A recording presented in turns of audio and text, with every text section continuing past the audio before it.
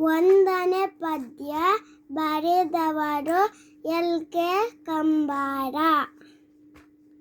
ನವಮಾಸ ಹೊತ್ತು ನನ್ನನ್ನು ಹೆತ್ತು ಸಾಕಿದ ತಾಯಿಗೆ ವಂದನೆ. ಮೈಮುಡಿ ದುಡಿದು ನನ್ನನ್ನು ಸಲಹಿ ಬೆಳೆಸಿದ ತಂದೆಗೆ ವಂದನೆ.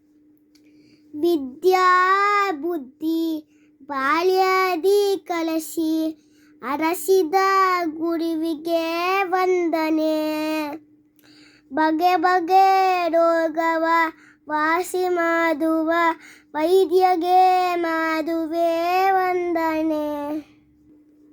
ನಿತ್ಯದಿ ದುಡಿದು ಅನ್ನವ ನೀಡುವ ರೈತಗೆ ಮಾಡುವೆ ವಂದನೆ. ನಾಡಿನ ರಕ್ಷಣೆ ನಿತ್ಯದಿ ಮಾಡುವ ಯೋಧಗೆ ಮಾಡುವೆ ವಂದನೆ. ಎಲ್ಲರಿಗೂ ವಂದನೆಗಳು.